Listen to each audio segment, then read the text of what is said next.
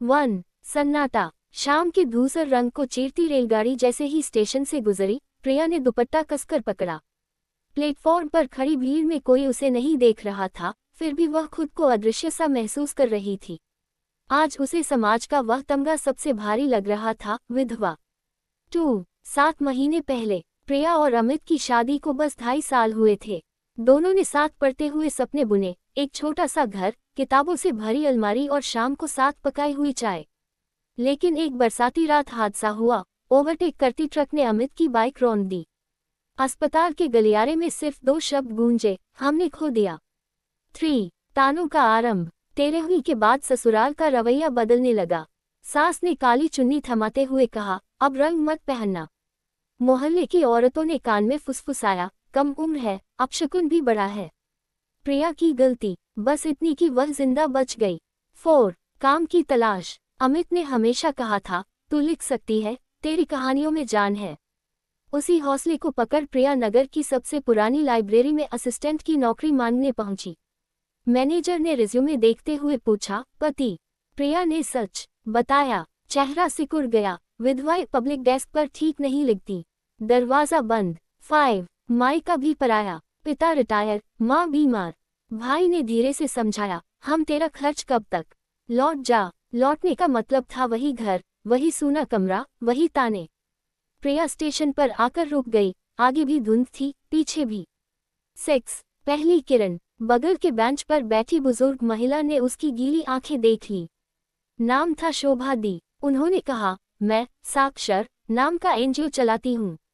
विधवाओं और परित्यक्ताओं को पढ़ना लिखना सिखाती हूँ। चलोगी? प्रिया ने सिर हिला दिया। यहाँ हाँ कहने के अलावा बचा भी क्या था। 7 साक्षर की दुनिया। टूटी इमारत मगर उम्मीद भरी। 10-12 महिलाएं, किसी के माथे पर लाल टीका, किसी के चेहरे पर नीला निशान, किसी के हाथ में बच्चे। शोभा दी ने प्रिया को बच्चों के सेक्शन में बैठाया, इन्हें कहानी सुनाओ। पहली कहानी सुनाते वक्त प्रिया की आवाज कांपी, पर बच्चों की ताली ने उसे थामा। हर शाम वह नई कहानी लिखती, अगली सुबह नन्हे श्रोताओं के सामने पढ़ती। शब्द उसके जख्म सीते लगे। 8 समाज की दूसरी चोट। एक दिन बच्चे प्रिया को सड़क तक छोड़ने निकले। पड़ोस की दुकानदारों ने देखा, अरे ये काली चुन्नी वाली बच्चों को बहका रही है। अगले दिन एनजीओ के बाहर पोस्टर चिपकाए मिले, विधवा अपशकुन है, अपने बच्चों को दूर रखें। कई माताएं डर गई, बच्चे कम हो गए। 9 विद्रोह की चिंगारी। प्रिया ने शोभा दी से कहा, अगर कहानी सुनाने से डरते हैं तो मैं उन्हें कहानी लिखना सिखाऊंगी, अपनी आवाज खुद बनेगी। उन्होंने कंधा थपथपाया। प्रिया ने छोटे छोटे राइटिंग वर्कशॉप शुरू किए। महिलाएं अपने दुख, गीत, सपने कागज पर उड़ेलने लगी। 10 पहली प्रकाशित किताब। 6 महीने में 25 औरतों की कहानियों का संग्रह तैयार हुआ। बिना सिंदूर के सपने। लोकल प्रिंटर ने उधार पर छापा। बुक लॉन्च के दिन लाइब्रेरी का वही मैनेजर सामने बैठा था, अब श्रोताओं की भीड़ में।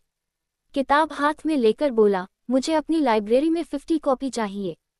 प्रिया ने मुस्कुराकर साइन किया। अब उसकी स्थिति नहीं, उसकी कलम बोल रही थी। 11 उम्मीद की श्रृंखला। किताब वायरल हुई, मीडिया ने स्टोरी कवर की, दान मिलने लगे। साक्षर ने तीसरा कमरा किराए पर लिया।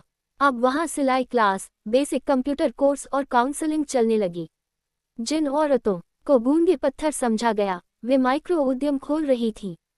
12 सास का पत्र। एक शाम डाक से चिट्ठी आई। सास का कांपता हाथ, बहू हमारा घर खाली सा है। लोग पूछते हैं, बहू कहाँ है? लौट आओ। प्रिया की आंखें नम हुई, मगर उसने कलम उठाए, मैं लौटूंगी जब मेरे साथ मेरी पहचान भी आ सके। जवाब भेज दिया। 13 मंच से आवाज।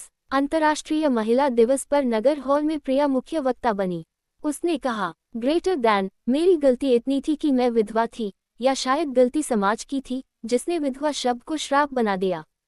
आज मैं उसी शब्द को अपनी ताकत बनाकर खड़ी हूँ। अगर तुमसे तुम्हारा रंग, तुमसे तुम्हारा सिंदूर छीन लिया गया है, तो याद रखो, तुम्हारी आवाज कोई नहीं छीन सकता। तालियों की गूंज देर तक हॉल में तैरती रही। 14 घर की वापसी। 14 महीने बाद प्रिया ससुराल लौटी।